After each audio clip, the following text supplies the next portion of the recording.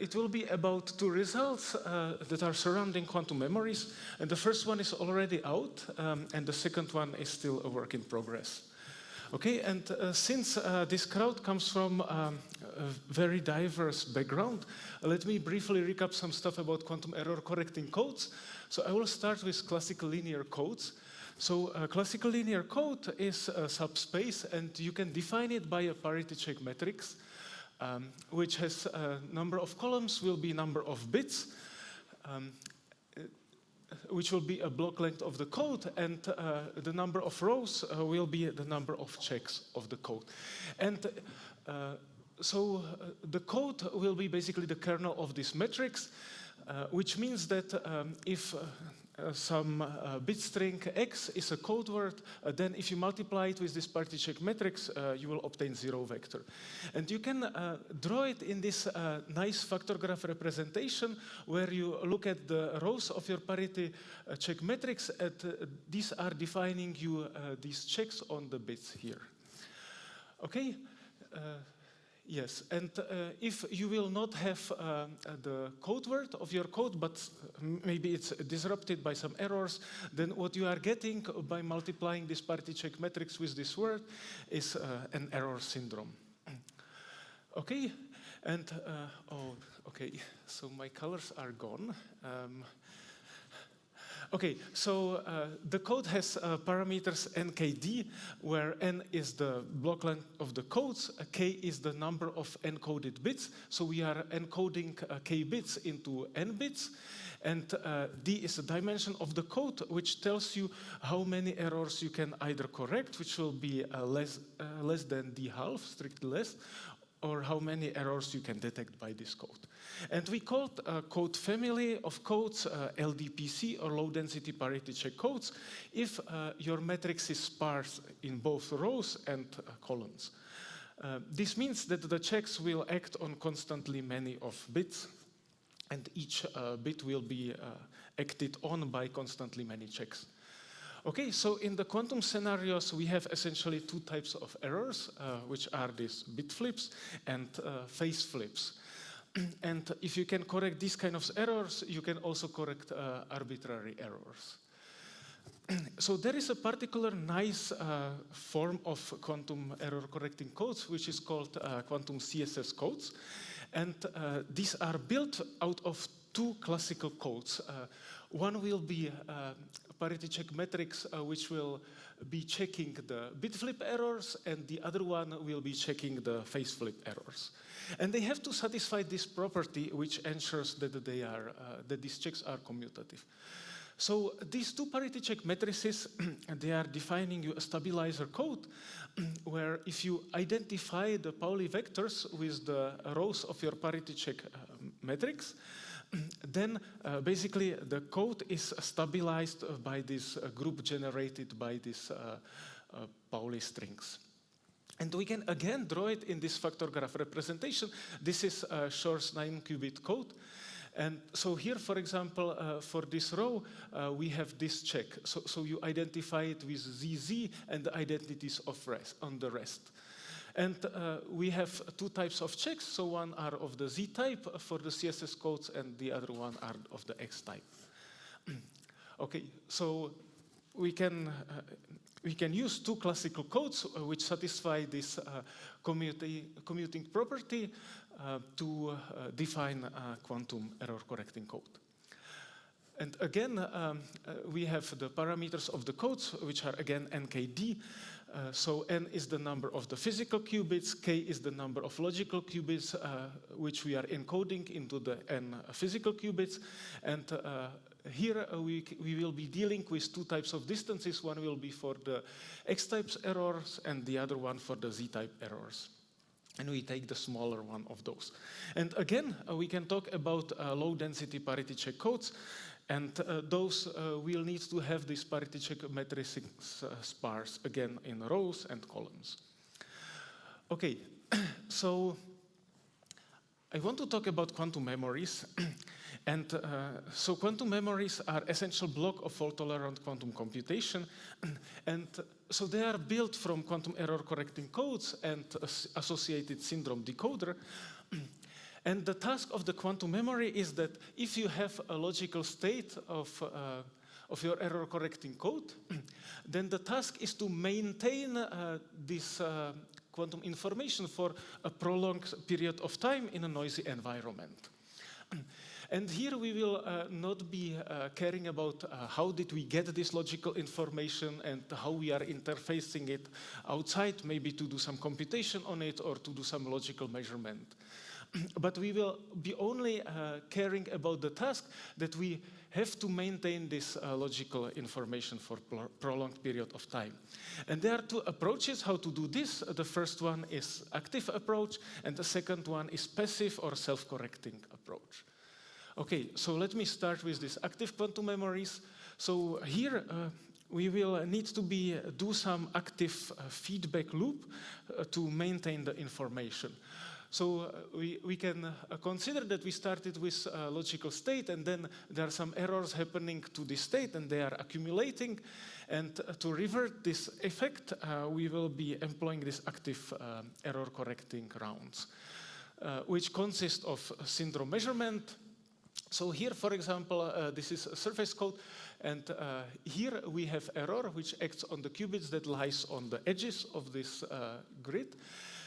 And we don't know, we don't know how to learn where the error exactly is, but we will learn some information about the error, which will be indicated by this activation of these checks, and this is basically the syndrome that we are getting.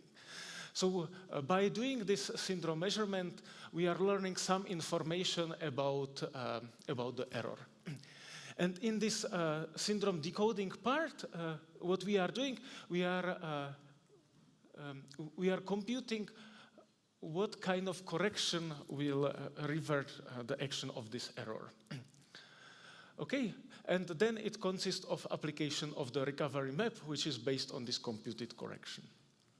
And we have to do it over and over again to keep the information maintained. Okay, so let's look inside of this quantum error correcting code loop around.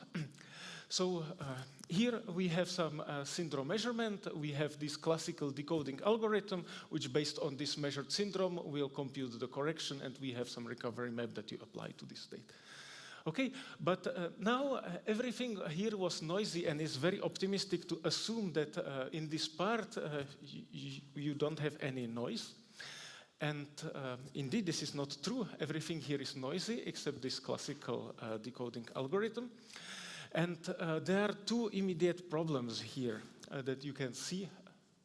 So first one is that your syndrome will be also noisy. Okay, so we typically model this by some phenomenological noise. So we are not, okay. I mean, you can also look at the circuit level noise, but typically we consider errors just on the measurements here. And we need the decoder to somehow deal with these errors. So there are some standard approaches to this. So you either try to gain some more confidence about your syndrome by doing some repeated measurements, or by having some larger ancillas to ensure the robustness, which the first one leads to the time overhead and the second one to space overhead. Or there is an alternative approach which works for some codes where this was pioneered by Hector Bombin, and so some codes, they allow for decoding even when your syndrome is noisy. Okay, so the single-shot decoding is basically a reliable decoding from a single round of noisy measurement. So for the decoding problem, we are trying to find a correction such that the result of if we apply it to the error, then this is just a stabilizer of the code. But for the single-shot syndrome decoding, we are not getting to have a non-zero error after, or just the syndrome, but we are trying to keep the residual error bounded. So consider again the surface code, and this is not a single-shot code. So here I have this error, and so in the ideal scenario, I would measure this syndrome, But this is not what happened here, and I instead measure this syndrome, and the error get prolonged here. Okay, but there are some specific example of codes which allow for the single-shot decoding, and some canonical ones are for the toric code, and or I don't know, 3D gauge color code, and also quantum expander codes. And in our work, we showed that some very interesting type of code, which is called quantum tunnel code, also has this kind of properties based on some ideas from the proof for quantum expander codes. So generally, you can make any code into a single shot by introducing some meta checks. It was explored by Earl Campbell. But if you do this, then you could lose LDPC property. So you will have some high weight checks there. Okay, so that's not the only problem that you are facing during this procedure, but there is also some noise which is happening during this procedure on your logical state. So there is a noise happening during the syndrome extraction, during the time when you are doing the classical procedure for the decoding, and also when you want to apply the recovery map, it will be noisy. Okay, so there are some smarter ways how to deal with these kind of things, and maybe you don't need to apply the recovery map, but you just keep track of some Pauli frame, and you just do the decoding, and if the decoding algorithm is somehow too long, maybe you can do some intermediate measurements and collect these things and do the decoding during the time. But still, in the end, if you want to interface or access this quantum information in the end, when you are taking it out of the memory, you need to be able to tell what kind of error is there, especially if you want to apply some non-Clifford gates to it. Okay, so what we wanted to see is that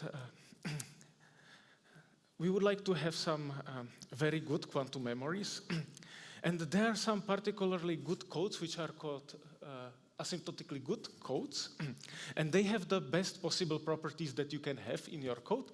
So you have, essentially, you are encoding the linear number of qubits, so the rate of the code is constant, and the distance of the code is also it's linear, so you can tolerate large amount of errors. And we want to also have LDPC code, because if you have LDPC codes, then your syndrome extraction circuits are somehow small. Okay, and another thing that you need for the quantum memory is some syndrome decoder, and you want it to be somehow sufficiently fast, and this is not a priori clear that this should be the case. And you also want this decoder to be resilient against the measurement noise, to prevent some additional quantum space or time overhead. Okay, so luckily there is some asymptotically good quantum LDPC codes were discovered in 2021 by Pantalev and Kalashev. And since then there are some alternative constructions like quantum tunnel codes or the code by Dinur Minsu, David Lin, and Thomas Vidic. And these constructions, all of them are somehow in spirit similar to classical expander code construction, where you have some expanding geometric object and you have some small local code, and your expanding object is amplifying the properties of the local code. And yes. Okay, but for the quantum case, this construction is way more complicated, and you need some higher dimensional expander as this geometric object, which here in this construction there is used left-right Cayley complex, and for the local code you also need some very robust type of local code. And if you stitch those two things together, then you can obtain the asymptotically good quantum LDPC code. Okay. So Yes, but this would not be enough. You still need a decoder for this kind of codes. And there are linear time sequential or logarithmic time parallel decoders.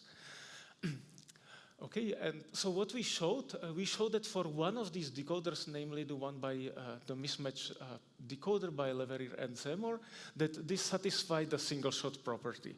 So namely, if your data error and the noise error is somehow linearly bounded, then the residual error, if you do T rounds of parallel decoding, is bounded by this term. So I want you to look at this part. So here I have some term which is dependent on this number of iterations of this parallel decoder. And in particular, if you run the decoding algorithm for logarithmically many rounds, then your residual error will be just bounded by some weight of the measurement noise. Okay. So what you can do with this decoder is that we show that if you run it just in the constant time, you can keep the errors controlled over the course of the run of your quantum memory. So let's say that you have these errors happening to the data and syndrome, and if the errors are somehow bounded and they can be correlated either in space or in time, then the residual error will be somehow controlled. And what you can use this result to is that, as a simple corollary, is that in the presence of local stochastic noise, it is enough to run this constant parallel time mismatch decoder to have the errors under control for exponentially long time. And when you need to interface your quantum information and access it, then what you do, you will need to run this logarithmic depth parallel decoder to get away from this additional error. Okay, so yes, so what we know now that if you want to construct some, let's say, asymptotically optimal quantum memories, which will active asymptotically good quantum memories, then you can use these asymptotically good quantum LDPC codes, and we have a single shot decoder which can maintain the errors if you run it for constant time. So let me go to these passive or self-correcting quantum memories, and in this scenario, basically the errors are reverted by the action of the physical system which is coupled to a thermal bath. And this is not a new concept, and we are actually using it to store classical information in the magnetic media. Okay, so you can model this magnetic media by some ferromagnetic Ising model in some very simplified way. So here I run some, here I run a simulation, like what is happening there if I couple it to a thermal bath and I'm introducing some errors there, if you have 2D patches of this ferromagnetic system, or if you have 1D, which is not self-correcting. Okay. So, how much time do I have?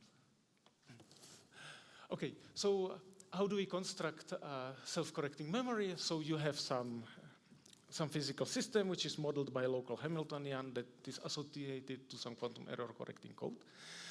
Then you prepare an initial state, which will be the logical state, and this is a ground state of the Hamiltonian, and then you let this system thermalize. And the code is self-correcting memory if whenever the temperature of the bath is below a critical value, then you can recover the information for exponentially long time. So in the end, when you want to interface the information, you will still need to do a single round of this active error correction, but the memory is maintained for the exponential time.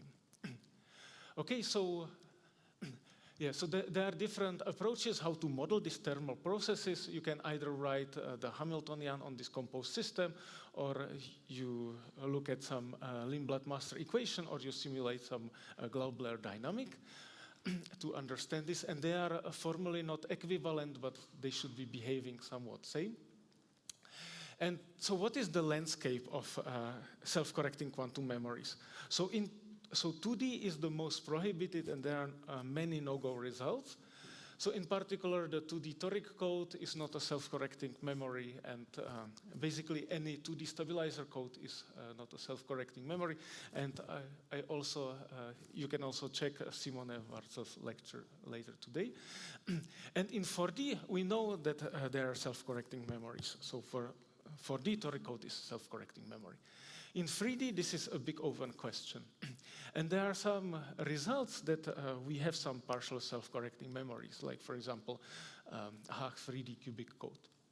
So what does this partial self-correcting memory stand for? So your coherence time will, if you are below some critical temperature, the coherence time will grow polynomially with the system size up to some cutoff value. And then, then it can either plateau or go down. So that's a partial self-correcting property. And so we've been interested in some recently discovered code constructions which has optimal parameters for topological codes in d-Euclidean dimensions, and namely into the layer codes construction, which saturates the known upper bounds on the code parameters. So this construction, it takes some input code and it produces a 3D CSS code with these parameters. And in particular, if you feed it with the asymptotically good QLDPC codes, then you get the optimal parameters for the codes in 3D. So we wanted to somehow see whether this can exhibit self-correcting memory properties. Okay. So the construction starts with some input code, and it basically glues together patches of surface code. So we will have patches of surface code for each of the qubits of your input code. And now this will have the parameters up to the distance, where here you need the square. Okay, and the construction basically does a concatenation. So you concatenate your input code with the logical qubits that are sitting on these patches of the surface codes. And then you apply some weight reduction through topological defects. So you have here some defect lines where you need to modify your stabilizer so that these patches of the surface codes act as a logical checks. Okay, and you do this also with the X part, and you construct your layer code. So now we wanted to explore whether layer codes can have self-correcting memory properties, but we didn't really know how to do this. So and study somehow numerically this layer code construction with the asymptotically good codes is somehow very prohibitive. So we think that since this is just a weight reduction construction, then we maybe don't need to feed it with QLDPC codes, but you can feed it with some high density parity check codes. And so what we showed is that if you take the layer code construction and you feed it with random HDPC CSS codes, then it will essentially have the same parameters up to some logarithmic factors as if you feed it with the asymptotically good QLDPC codes. Okay, so we have some nice family which we can generate, and we can run experiments on this.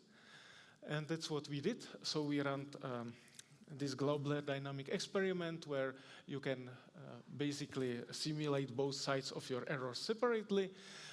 And for this, we also needed some decoding algorithms, which we basically we modified the cluster or renormalization group decoder for this purpose, and we ran the globular dynamic type simulation. And here are the results that we are getting from this. So, and this is still running and it's not finished.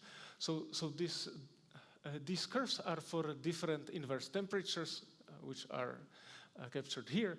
So for the inverse temperature 8, you can see that this is below the threshold, but here it looks like it can exhibit these partial self-correcting memory properties. Okay, so yes, and here is a comparison with what Bravi and Caha observed for the cubic code. And that's it. Thank you very much.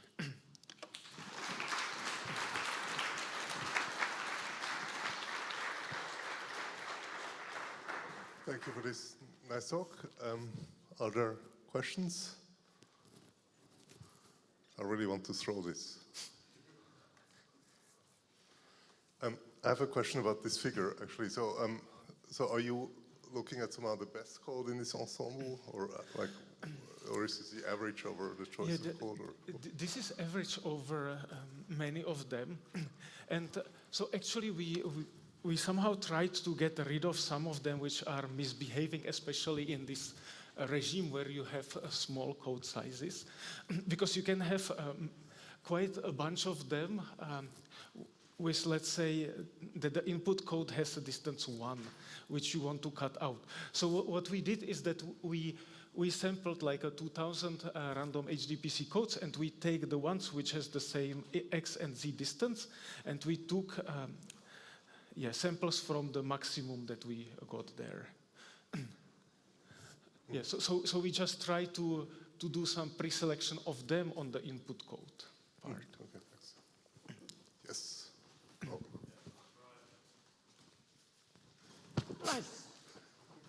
Nice throw, thank you. So I think, I recall from somewhere that the 4D torque code, if you think of its self-correcting property, is because in order to excite some logical error, you need a system size extensive number of energy, amount of energy. I think that's one way to think about it. So I think in that perspective, that the code you've constructed, concatenating high density parity check with whatever input code, right? If your parity check is high density, doesn't that make your code by construction self-correcting because your logical operators are like ON already? So these high density parity check codes, they are only serving as the input code for this layer code construction. But this layer code construction does this weight reduction into the 3D. And so basically the weight of your checks will be bounded by 6. So the high density part is the slices, and you're still using something like the Shor 9-qubit code. Yeah, that's like here I use this 9-qubit Shor's code for the input code, and that's basically used to construct the layer code. Okay, I was mistaken. I thought the higher level code was supposed to be high density. Okay. Yeah. Any other question? Can I ask about the decoder you use?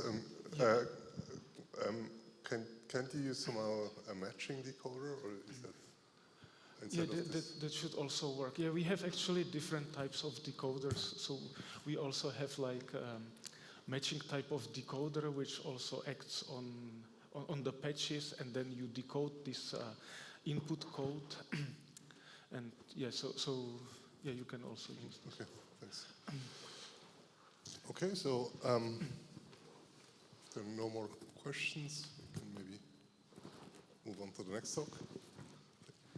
Thank the speaker again.